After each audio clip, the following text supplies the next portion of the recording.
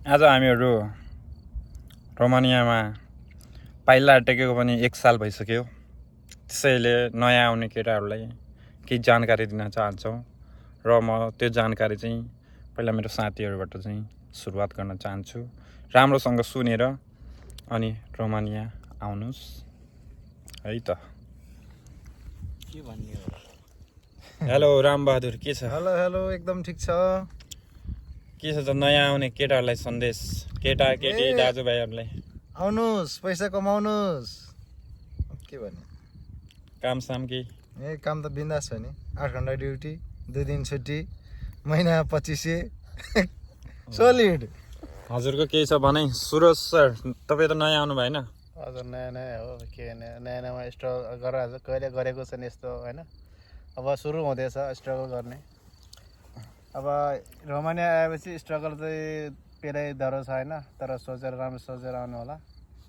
आउने चाहने चाहिँ आउनुहोस्। हामीलाई केही पनि छैन, तपाईँहरू जति पैसा तिरेर आउनु भएको छ आउनुहोस्, तर बुझेर राम्रोसँग बुझेर सुझेर चाहिँ आउनुहोस्। तर हामी जस्तो जङ्गलमा चाहिँ नपरोस् यही सुझाव दिन चाहन्छु। जङ्गलमा चाहिँ नआउनुहोस्। अनि जङ्गलमा आउनु, सहरमा जानुहोस्, त्यही हो। अनि एउटा कुरा के थियो भन्दाखेरि नि, जस्तै नेपालदेखि जुन दाजुभाइ दिदीबहिनीहरू जुनसुकै पनि होस्, यहाँ आउँछ नि, यहाँ चाहिँ बस्नलाई राम्रो छ कि सुविधा यहाँ छ कि अर्को कति 26 कन्ट्री छ, कति छ यहाँदेखि यताउता जान पाउने होइन? अहिले त सेन्जिनमा कतिवटा छ? 28वटा सेन्जिन कन्ट्री मध्ये एउटा यो पनि पर्यो होइन?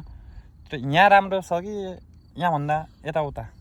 राम्रो त अन्त छ नि, यो त गन्तव्य चाहिँ यहाँ हो। यहाँबाट यो चाहिँ एउटा बाटो हो हाम्रो, यहाँ जाने अर्को देश जाने चाहिँ बाटो यहाँबाट सुरु हुन्छ।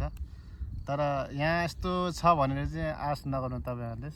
यहाँ लाइफ यस्तो खासै छैन भनौँ। छैन, त्यही हो। ब्याकअप बनाएर आउनुहोस्। रोजीमा पैसा छ भने आउनुहोस्, पैसा जानुहोस्।